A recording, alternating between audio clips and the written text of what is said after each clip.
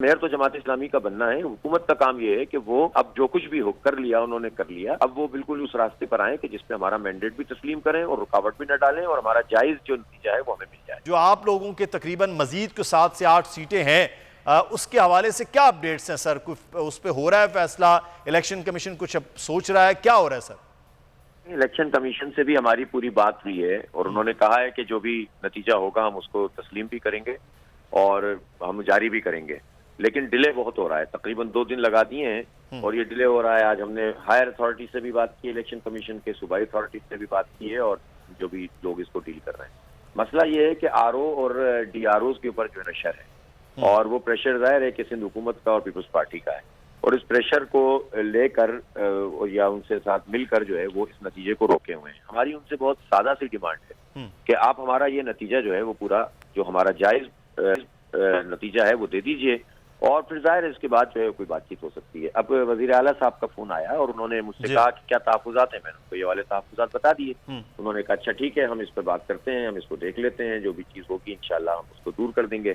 تو اب ہم اس کا انتظار کر رہے ہیں. ظاہر ہے اب دیکھتے ہیں کہ یہ ڈیلنگ ٹیکٹکس نہیں ہونی چاہیے. جو آپ کا رابطہ ہوا ہے وزیر اعلیٰ صاحب سے, ان کا فون آیا, آپ سے بات ہوئی ہے, تو یہ جو آپ پریشر کی بات کر رہے ہیں کہ پیپلز پارٹی کا پریشر ہے, حکومت کا پریشر ہے, تو اس پریشر کے حوالے سے ان سے نہیں بات ہوئی کہ وہ پریشر چھوڑ دیں, الیکشن کمیشن کو ان کا کام کرنے دیں, آر اوز کو, ڈی آر اوز کو؟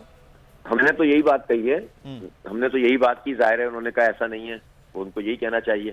لیکن بہرحال ہم نے ان سے واضح طور پر کہا کہ وہ لوگ جو ہے وہ فیصلہ آزادی سے نہیں کر رہے ہیں, انصاف کی بنیاد پہ نہیں کر رہے, اور ہمیں ہمارا نتیجہ چاہیے. ہم کوئی غیر مطلب کوئی فرمائشی پروگرام نہیں ہے.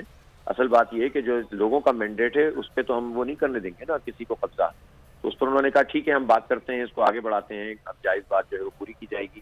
تو انہوں نے یہ بات کہی ہے. البتہ یہ ظاہر ہے کہ ہم اپنے پورے احتجاج کا حق رکھتے ہیں. یہ دیکھیں وزیر اعلیٰ جو ہے نا پورے صوبے کی سپریم اتھارٹی ہے. اب اگر وزیر اعلیٰ صاحب یہ کہتے ہیں تو میں نے اس کا لحاظ کیا ہے کہ ٹھیک ہے انہوں نے کہا ہے تو ہم دیکھتے ہیں, کچھ دیر دیکھتے ہیں, کچھ گھنٹے دیکھتے ہیں.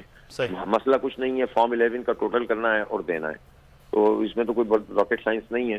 اور اگر یہ نہیں کریں گے تو ہم پورے احتجاج کا حق رکھتے ہیں. اب دیکھیں جماعت اسلامی کی اسٹرینتھ دیکھ لی ہوگی آپ نے, کل پورے پاکستان میں احتجاج ہوا ہے اور یہ احتجاج کا دائرہ بہت وسیع ہو سکتا ہے. ہم اس سے ایک لمحے کے لیے بھی دستبردار نہیں ہو سکتے کہ آپ ہماری سیٹیں جیتی ہوئی سیٹوں کو جو ہے نا وہ کروا دیں.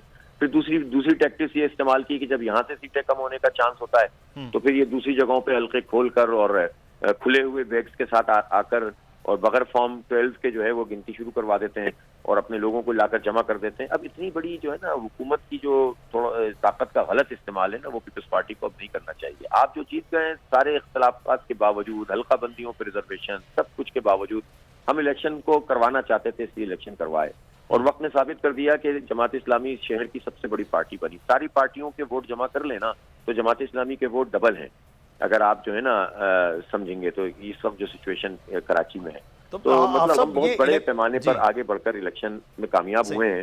اب انہوں نے اگر اپنے حلقے چھوٹے چھوٹے حلقے بنا کر نمبرز لے لیے ہیں تو ٹھیک ہے, پھر بھی ہم تسلیم کرتے ہیں, لیکن آپ مزید تو کچھ نہ کریں نا. جو ہم جیت گئے وہ تو جیتنے دیں. اچھا آپ صاحب, الیکشن کمیشن کی سمجھتے ہیں کہ کوتاہی ہے یا پھر الیکشن کمیشن کا سندھ حکومت کے ساتھ یہ مل بیٹھ کے یہ پورا پلان ہے جو ابھی تک ریزلٹس کے معاملات کلیئر نہیں ہو پائے؟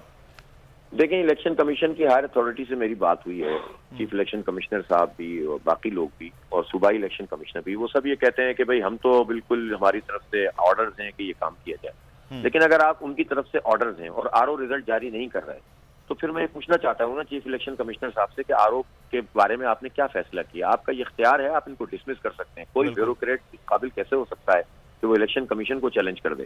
یعنی دیکھیں نا بیوروکریسی کو بھی یہ سمجھنا چاہیے کہ ایک دو لوگ ان کے اگر گورنمنٹ کا حصہ بن جائیں گے تو پھر پوری بیوروکریسی کے نظام پر حرف آتا ہے.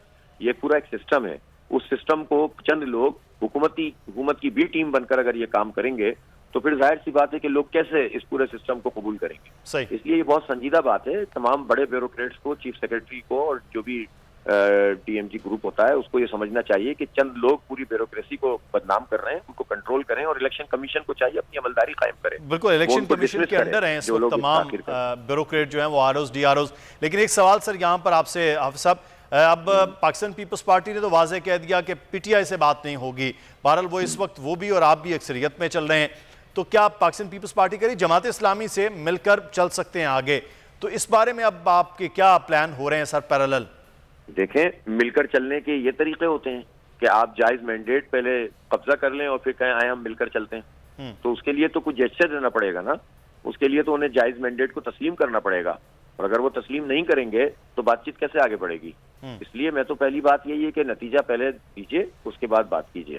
اور جماعت اسلامی دیکھیں میئر تو جماعت اسلامی کا ہی بنے گا نا, چاہے وہ ہمارے پاس آپشن موجود ہے الحمدللہ. تو اس لیے میئر تو جماعت اسلامی کا بننا ہے. حکومت کا کام یہ ہے کہ وہ اب جو کچھ بھی ہو کر لیا انہوں نے کر لیا, اب وہ بالکل اس راستے پر آئیں کہ جس پہ ہمارا مینڈیٹ بھی تسلیم کریں اور رکاوٹ بھی نہ ڈالیں اور ہمارا جائز جو نتیجہ ہے وہ ہمیں مل جائے.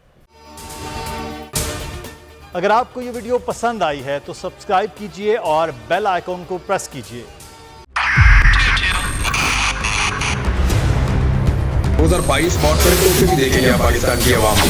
پاکستان کی عوام کو ایک تحفہ یہ دیا کہ عوام کو پتہ چل گیا کہ پاکستان کا میڈیا کیا ہے.